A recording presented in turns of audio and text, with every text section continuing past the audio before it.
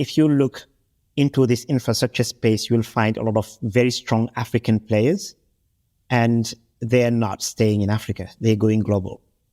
And for me, this is a vindication of something we've been saying for years. These fintech companies in Africa, they're addressing emerging market problems, obviously. And they're doing this because they have to, because, the problems exist in Africa. But then if they solve them in Nigeria, in South Africa, in Kenya, they're going to try and do this everywhere in the world, and they're going to go global. And they're likely the first global champions that will emerge from Africa.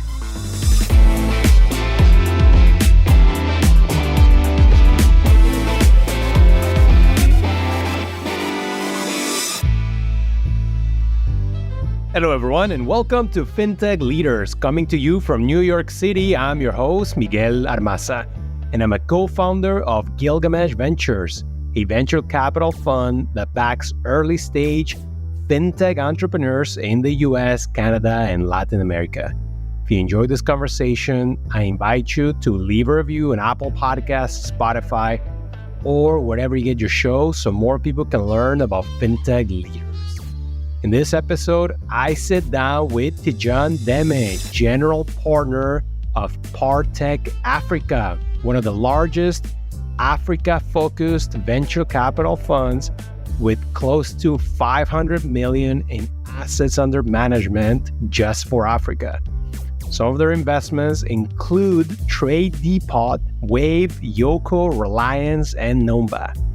In this episode, we discuss a deep dive of the African fintech landscape and what he's learned from the most innovative companies and markets in the continent, fundraising lessons from building one of the first and largest dedicated African VC firms, important differences between VC investing in Africa versus a market like the US or Europe, launching Partech's annual Africa Tech Venture Capital Report, and a lot more. Well, Tidjane, thank you for joining us and welcome to Fintech Leaders. I hear you're joining all the way from Senegal. Is that correct? Yes, it is. And I'm very happy to be here. Thanks for having me, Miguel. Excited for the conversation. I think we're going to learn a lot. Let's start with your background. Maybe share a bit of how you got to your current role. And I understand that you actually were an entrepreneur at some point. Then you joined big tech, namely Google. And then you joined the dark side into venture capital investing. Maybe tell us about those transitions. I love that you call it the dark side, like me. Well, first a disclaimer, this whole trajectory is not planned. It's just a drunken salesman walk, right? I grew up in Senegal, this small Francophone West African country. And like many African professionals you meet in the diaspora, I flew to Europe after high school to study and then work in tech. I call this out because I think there's a warning there for diaspora African founders that I'll come back to. But then I worked in the US a bit, in UK and Europe mostly. And about 20 years ago, after my first entrepreneurial actions in Europe didn't work out, I moved back to my home country to start a company. And here is the warning. You left your country at 18 and you come back 10, 12 years later, assuming you know this place. You're going to start a company in this place because you know it. And you don't. You've never worked here. You've never been here as an adult, actually. And all your assumptions are wrong. Your network is non-existent. So probably your company is not well thought out and you will get burned big time. I did. Always. The short story is 2 years after I moved back in Senegal, I was broke, had a few months of rent and paid, and just had to face the fact that this startup was not working. So I started another one. And with 2 years of learning, it worked a bit better. I ended up joining Google in something that sounded pretty entrepreneurial because they were starting Google Africa, this initiative to build their business in Africa.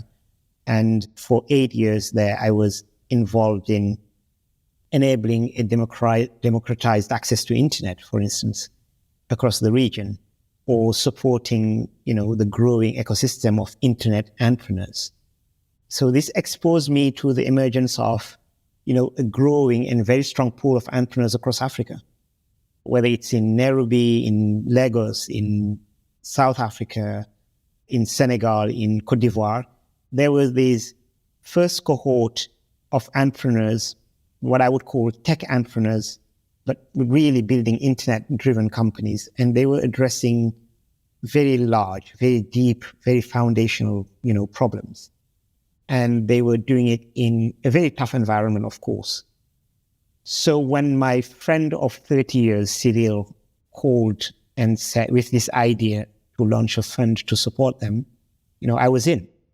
I was obviously in. It's the best thing for a failed entrepreneur is to leave it by proxy as an investor. And so I joined the dark side, and here we are. Our whole project back then was to create a $100 million fund focused on Series A and B in Africa. I'll come back to this, but this is 2016. The whole market, the whole investment annually in Africa is about $300 million.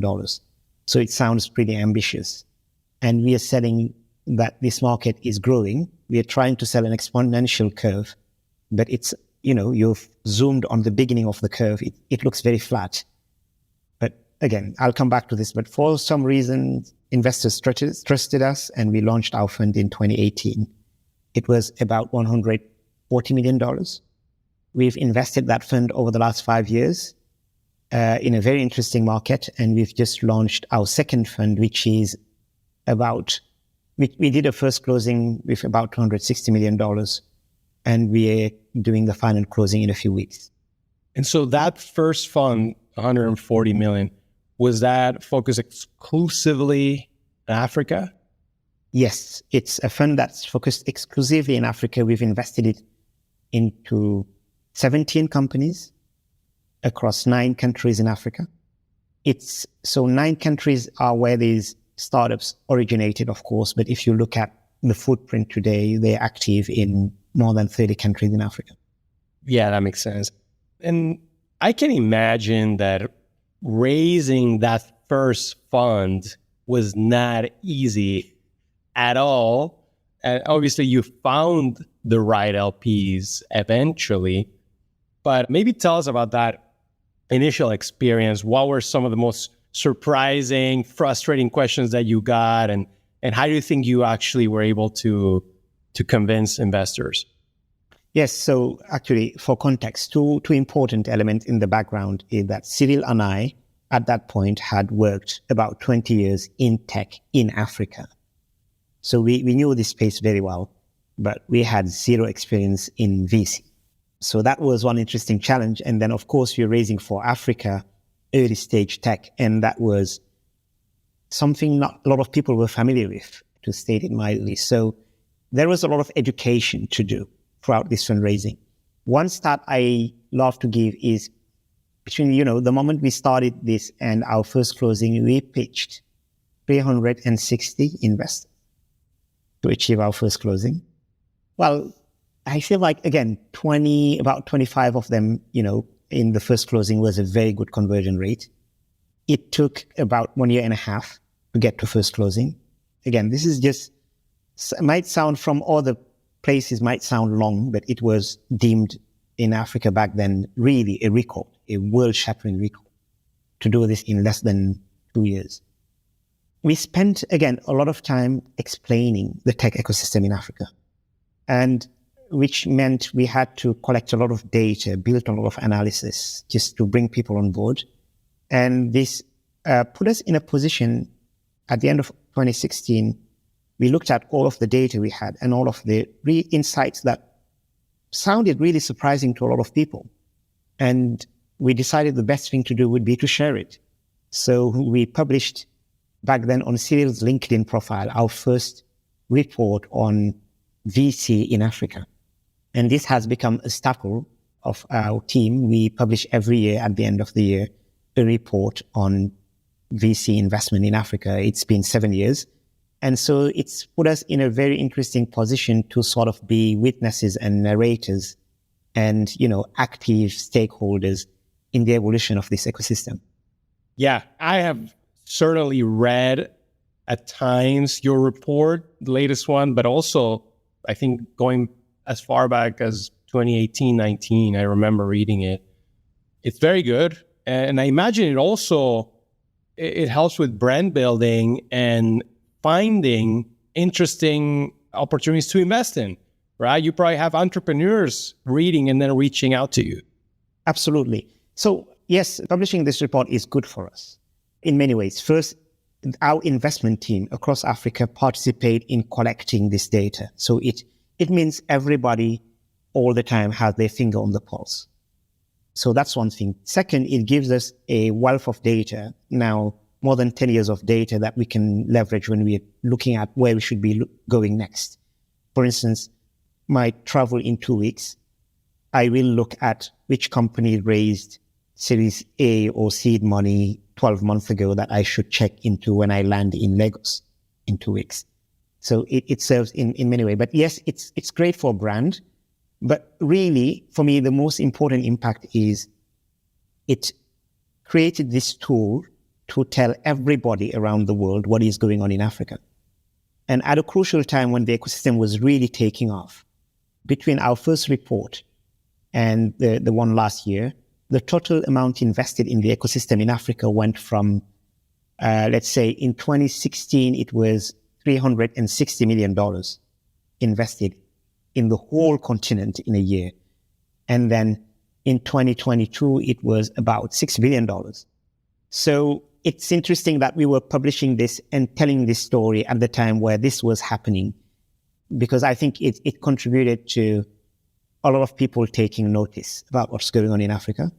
A lot of LPs actually thinking, well, maybe this is a time to, invest in a fund in Africa. And a lot of investors, VCs sitting in the US or in Europe, actually looking and later investing in African startups. No doubt. And I'm sure other funds raising to invest in Africa have used some of your stats from the report. We are happy if they do. And so that's the funding side. Let's talk more on the ground. Tell us about the companies. And I guess since it's a fintech podcast, let's zoom in on fintech. How has the industry evolved in the region since you started investing? So again, there are the numbers and then there are a few maybe anecdotal evidences. But for instance, if you think about Series A in Africa, in 2016, the average round size at Series A is about $3 million. In 2022, it is about $9 million. And yes, so, companies, of course, this means valuations have increased. But for me, it is more of a normalization of what the Series A means. African companies have access now to more investment and more investors. And this means they've been able to raise the money they actually need to build. And, while some people have been saying, hey, this whole valuation increasing, these round size increasing, the way I look at it is the total amount of money raised, the average round size, all points to capital being handed over to African entrepreneurs to deploy, which means to test, innovate, try a lot of things, experiment and build. And this is great. A second data point that I think is interesting to look at is in 2016, overall, 200 individual investors participated in rounds in Africa. Sounds a lot, but out of those 200, only 8 of them had done more than 2 deals in Africa. Everybody else was trying the market. Okay. In 2022, if you look at, the total number of investors, it is above 1,000. But interestingly, if you're looking at who did more than 5 deals, you will find something like 400 investors. Everybody, so it means now there are a lot of investors who are really committed to this market, whether they are dedicated to Africa or not, who are really committed. They probably have at least one person in their team looking at Africa as a market, and they're doing deals, like they're committed, they're learning about the market. And it means African entrepreneurs have more opportunities. They have more options. it means also, and this was one important point for us when we started, Tidjane and I, it means they're getting the same treatment as a European or US startup. There's still a gap, but they're getting something close. And I have a very personal take on this, Miguel. I started my first company in Africa 20 years ago in a very different world where investment was not an option. And the way I process it is that this capital means velocity. It took me in 2002 about 2 years to run my pilot. And the way I always tell it is that African entrepreneurship resource, counting it as years of entrepreneurs, is a very scarce resource really, because not a lot of people are in a position to be entrepreneurs just for economic reasons. And they cannot do this for many years. And if it's going to take them 2-3 years to pilot because they're really funding this by doing gigs on the side, we are wasting that resource. Now, with funding as an option, they can raise money and pilot in 6 months. So we are multiplying the efficiency of this resource, African entrepreneurs, by 6. And it's important to me personally. Let's talk about the countries that are leading the wave of innovation, especially in fintech. I think most people are going to be familiar with, the top 2-3 largest economies, probably Nigeria, Kenya, and South Africa, but there's more, obviously. Maybe what are the characteristics of the countries leading innovation in the continent? So yes, you're right. About typically 80% of the investment in Africa goes to these 4 countries. It used to be 3 countries, the ones you called out, Nigeria, Kenya, and South Africa. And around 2018, Egypt started picking up and now is number 2, an extraordinary emergence. But in total, about VC investment goes to 30 countries in Africa. So it's spreading out. It is still, biased toward these 4 countries. And I think this needs to correct because innovation is happening everywhere. Now, if you look at it from a fintech perspective, Nigeria is the epicenter by far. And then South Africa, Egypt, and Kenya come. But in my team, at least, we look at these markets, we put them for now. And I'll come back to this because maybe this should not last. But for now, into 2 type of countries. The ones that are bank-led and the ones that are mobile money-led. So Nigeria is something that might come as a surprise to many.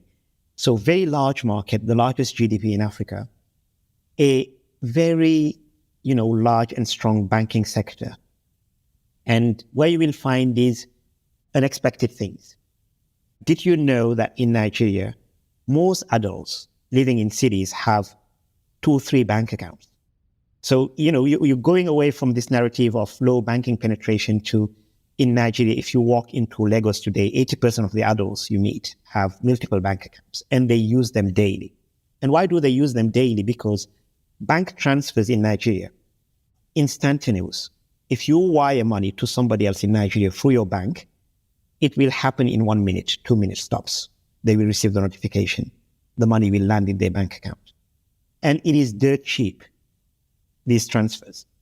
And then there are hooks and APIs into this banking system because you can go through InterSwitch or NIBS and access these bank accounts and, transact with an API. So this created a very strong, foundation for fintechs. And fintechs emerged in Nigeria and built very quickly, not only to reach everybody, the bottom of the pyramid, but to build really sophisticated, businesses, at least from a European or US perspective. Fintechs in Nigeria are really sophisticated. They're much more complex than what you will find in Europe. And this is all built on the back of the banking infrastructure.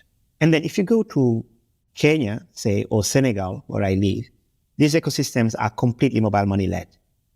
80% of the adults use mobile money daily. And you have, again, APIs and hooks into this mobile money infrastructure. And this is where fintechs are being built.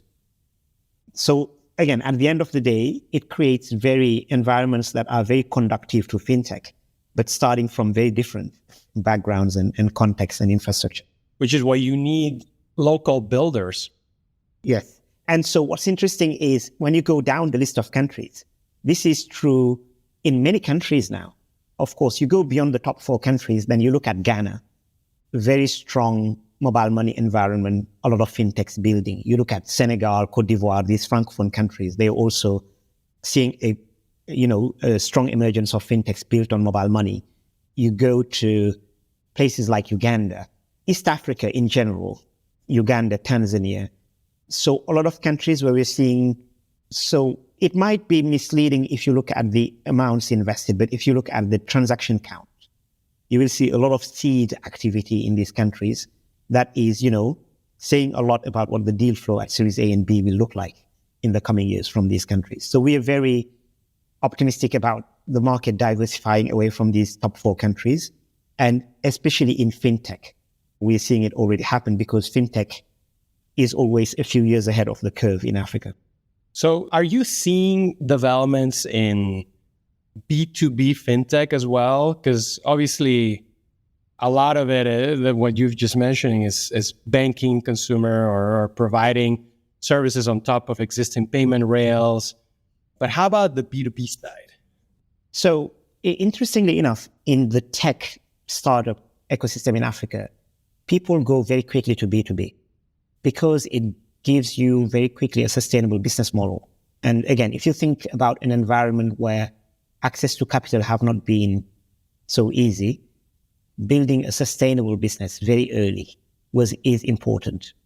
Companies want to generate revenue, actually collect this revenue, and B2B is always better at this. So fintech in Africa today, the way we look at it and where we see really interesting stuff, has fallen for us into 3 main categories. Of course, there's the consumer. It started with basic things like, money transfer. People wake up in a city, go to work, and halfway through their day earn enough money to send back home for dinner. So when I'm talking about remittance, I'm not talking about international remittance here. I'm talking about intra-city remittance as a use case that have been, a driver of a lot of early fintechs in Africa. And these mobile transfer networks turned very quickly into wallets and then, consumer finance. For a long time, it was dominated by telcos because they built from their telco infrastructure, mobile money companies. But then as, access to internet became more prevalent into African cities, pure digital players emerged. We've had the privilege to invest in, one of them, the first pure digital player unicorn in this space in Africa, which is Wave. And to everybody's astonishment, this happened in Francophone Africa, in my small hometown, which I can't thank them enough because they validated everything I've been saying about Senegal being the best country in the world. But seriously, it marks the emergence of pure digital players, not telco-led, into consumer finance. So this is one group where you can see now a lot of people operating. And then there is a second group, which has been B2B players focused on merchant payment acceptance. Again, there's been a lot about people in this cash economy, how to enable merchants to accept digital payments, whether it is card payments in some countries where, again, South Africa, Nigeria, Egypt, where there was a strong bank penetration and people actually had cards. And then in the mobile-led countries, how to accept mobile money for merchants. So we've seen a lot of companies build there. You've had on this podcast Yoco, which is basically Block for Africa, and who built an amazing business with this in South Africa. But again, everywhere else, we're already seeing a lot of businesses, a lot of very good businesses enabling merchant acceptance. But then these businesses very quickly evolve into, looking at more of the needs of the merchant and become merchant banking businesses. So you will see a lot of those. And then the third category that people don't hear a lot because they really operate B2B is these infrastructure players who enable, whether they're aggregators, cross-border payment companies, payout companies, who build the underlying infrastructure that everybody else is building on top of. One, like from our portfolio, I like to give as an example because very few people have likely heard about from it, is TerraPay. We invested 3 years ago in this infrastructure player who was enabling remittance between UK and Ghana, and who today is number one in the world in terms of volume of transaction, just building this business in emerging markets. You've probably never heard of them, right? Well, I'm a fintech nerd, so I've probably heard. Okay, so you do, Miguel. You're cheating. You're cheating. But so again, I call this out because if you look into this infrastructure space, you'll find a lot of very strong African players, and they're not staying in Africa. They're going global. And for me, this is a vindication of something we've been saying for years. These fintech companies in Africa, they're addressing emerging market problems, obviously. And they're doing this because they have to, because, the problems exist in Africa. But then if they solve them in Nigeria, in South Africa, in Kenya, they're going to try and do this everywhere in the world, and they're going to go global. And they're likely the first global champions that will emerge from Africa. That is certainly inspiring to hear. And I will definitely bother you after this podcast so we can bring some of those entrepreneurs on the show. Please. Yes. Let's talk a bit about the investor side, Tidjane. You collaborate and work with investors who are not only looking at Africa, but investing in the US, Europe, around the world. And obviously you co-invest and you have people on your team focus on Africa. So what I'm trying to get at is, are there any qualities for successful Africa-focused VCs that aren't necessarily necessary for investors looking at a country like the US, a market like the UK? Yes, I love this question. Actually, I will seg into another question and come back to this, because what we have not done is talk about why Partech Africa is doing this, why Partech is doing this in Africa. Because as I told you at the beginning, Cyril called me and said, let's create this fund. And we sat down and realized we didn't have any investment pedigree. And we went to talk to friends, actually, to former classmates at Partech. And we said, we want to do this within a platform that offers a few things. That first, where we're going to create this fund as a commercial fund. It will not be an impact fund. We want people to invest on commercial terms in Africa because they understand this is an opportunity and it will pay out. It was important. Partech did. We wanted a platform that had experience investing everywhere in the world at all stages, seed, venture and growth. And then we wanted also a platform from which we could build a program to really support these African companies, especially to support them as they try to scale in 54 different geographies. If you're building a fintech in Africa and you're ambitious, you want to go across the continent, you have to deal with 54 regulators. And, you have to build bank partnerships in 54 countries, which means, working with probably the global corporates that are already present in 20, 30 markets already in Africa. And Partech already had this program. So we went and built this from Partech. And as we invest today, we realize a few things are important to us what is important from our toolbox and what we're looking for when we co-invest. So I think local presence is an obvious first important thing. But what is not obvious is why it is important. You can actually invest into any African market sitting in London, in New York, anywhere. You will see the deal flow, probably. And you will be able to spot really good entrepreneurs and invest in them. I think the local presence come into play when you're thinking about, investing from a real practical understanding of the market, the problems and the industries and the value chains these startups aim to disrupt. Because as, for instance, fintech becomes more and more sophisticated, what these fintechs are building becomes more and more complex and difficult to understand. And you really need to get it from, that practical knowledge of what they're talking about. And then second, this presence and proximity and engagement will allow you to, build hooks into the business ecosystems. For instance, if a startup you're investing in seed wants a partnership with a bank, you want to be able to help reach the right people in this bank and enable this partnership.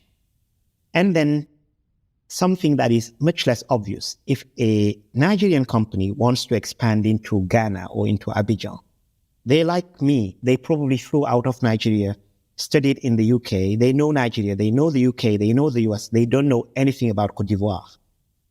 So actually they need somebody who knows these markets, their neighborhoods, and who can help them hire the right people in these markets, who can help them build partnerships in these markets. So in this sense, we value a lot local presence. So if I'm going to invest, let's say in Egypt, where we don't have a team yet, it is very important to me that I work with an investor who has local presence in Egypt and who can help me with this. So that's one aspect of local presence that I think is not well understood. And then the second is, and we look at this when we are talking to global investors, a diverse operations background in the investor team is important to us. Again, just so that you can speak from a place where you've done these things and you can really be a good, advisor and sparring partner to the company. But also, again, where global investors are very valuable is experience supporting companies in later stages. When you co-invest, we are very, proud today to have in our portfolio co-investors such as General Atlantic, Sequoia, Founders Fund, all of these guys. And they've gone through, all of the stages that we have to learn about. As an ecosystem, as an African investor, myself and the founder I'm supporting, we don't really know what it is to be a growth stage startup, what it is to prepare for IPO, what it is to face an M&A offer, because our market has not gone through this yet. So, working with these global investors, again, I am cheating here because I'm part of a platform, Partech, that is already doing this in the US, in Europe, and in Asia. But it is important to be able to tap into that experience. And then finally, something that I found very valuable, whether it is from a local or a global investor, is just a willingness to sit down and go deep and learn about the models you're investing in. Again, if you're a global investor, probably this African founder is telling you about something you've never heard of. But your stupid questions are valuable. They force, everybody to think from the basics and build from there. And then at the end of the day, after a few iterations, it actually, builds your knowledge and makes you invest from a place of expertise. I'll put quotes about expertise here because, again, it's all new, but it creates this learning process, which after a few iterations makes you a bit less stupid. I don't have a lot of illusions about, as investors, but it put us in a good place, I think. That's fascinating. And I see parallels with other regions like Latin America, Southeast Asia, probably even the Middle East to a lesser extent. Miguel, can you allow me to interrupt you here and say two things? Please. Two things. First, Latin America is who we want to be when we grow up. So we watch Latin America from Africa as, the big brother who's 2 years ahead. And we look a lot at what's going there and as a source of inspiration, emulation, and learning. Then the second thing I need to say is, and I mentioned this earlier, before we started recording, you were sitting here as a podcast host and you've talked to a few hundred people. You've talked to 300 something fintech players. That's right. You've been learning a lot. You've been doing this, what I've been talking about, starting with probably stupid questions and growing and learning. So you were cheating now that you were an investor because you've gone through all of these conversations. I know we're lazy. We could just sit down and listen to all your podcasts and learn as much as you. But I think it's important to call this out as a very important, position of learning and position of knowledge and expertise over time. It probably means I should start a podcast. And then you've done this a lot in Latin America. Again, it puts you in this special place where you can talk a lot about where the African ecosystem should be going to next.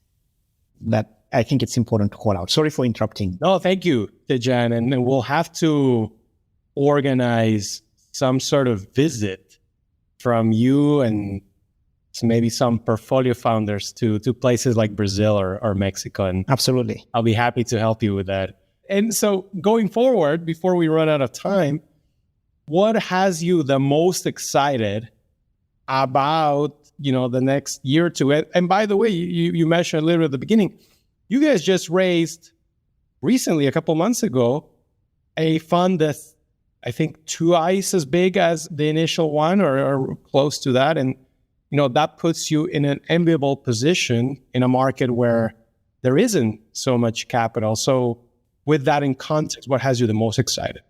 Two things. First, the early stage, let's say, of the African VC rocket ship is really doing well. And for instance, if you take Fintech, 4 years ago, there was about 50 transactions per year, above 200K. 2021, there was 220 roughly. 2022, it's the downturn or disaster. The whole ecosystem has gone down. The total investment amount has gone down 60% or something. Well, there's still been about 200 transactions in Fintech in Africa at the seed stage. This is fueling, for me, a lot of, deal flow for Series A and B in Fintech in Africa. There are a lot of founders out there building interesting Fintech startups, and they're getting their first seed ticket now. It's a really interesting position to be in. Fintech is still the largest segment in all top 10 markets in Africa. And, I tell people usually this Fintech space, the whole flywheel has been proven. We've seen Fintech startups from all the way from seed to billion-dollar companies and acquisitions. Paystack was acquired by Stripe, and we've seen everything. All the model has been validated, which means, investing in Fintech is now sort of a very conservative thing to do. But what people don't realize is that the Fintech space has been focused in very few subsegments. There are very few boxes that have been explored. There's a lot more to explore in Fintech. We've barely scratched the surface. So there is still a lot more to do in Fintech. For instance, if you look at B2B, what started as merchant payment acceptance is evolving into merchant banking, lending, cash flow management, bookkeeping platforms that are coming up. What started in B2C as transfer has evolved into mobile money and then personal finance, and where now people have started building a lot of personal finance use cases. So it is this combination of a space where the whole flywheel has been proven, but where there is a lot more to explore because we've just focused on few use cases. So that keeps me really excited. Another thing is, if you look at the startups that are really doing well in Africa, founders, the quality of these founders, by the way, is outstanding. And I say this from the perspective of being on a global platform where we see founders from everywhere. African founders are really strong. There's probably a selection bias here where the few that actually make it, are really good. But what they've been able to do, acquisition at scale in a market that is mostly offline, which means a combination of lead generation online and closing people offline. That is really interesting. But now they can do this at scale. You've had Yoco here. The way they've been acquiring at scale merchants in South Africa and now in other markets is really interesting. The second thing I really like is that people have started realizing that to succeed as a startup in Africa, you have to be ferociously focused on user experience. User experience is key. And why it makes me excited is that the legacy businesses are really bad at user experience. Again, if you're in Fintech, the legacy banking industry have never heard of the word customer experience.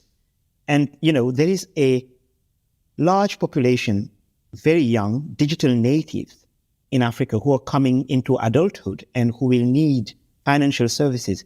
And they will have to go to these Fintechs to get it, because there is no way they're going to leave with the banking experience that, the legacy banks are offering. So it creates a lot of demand, pent-up demand for Fintechs. And then after, the downturn, after COVID, I've seen how this ecosystem have been resilient to shocks. And if you're going to invest in Africa, you will have to accept that a lot of these markets will live through these macroeconomic shocks. And the fact that founders have gone through these and come out the other side stronger makes me really, excited and hopeful. So again, I'm biased. This is my market. I love it. I believe in it. But there is really a lot of things to say about this market. So, Tidjane, I suspect that this podcast is, first of all, going to inspire a few founders to go out and start building in Africa. And I really hope that we convince some new investors to start putting capital to work. So thank you so much for joining. It's been truly informative, interesting to learn. And, I'm going to be following very closely how the story keeps evolving. Thank you for having me, Miguel. And hopefully, again, we will make a list of founders, more African founders to invite to this podcast and make a few more interesting conversations for you. Again, I envy you this. But I'll just go and listen to all your 300 podcasts. Amazing. Thank you, Tidjane.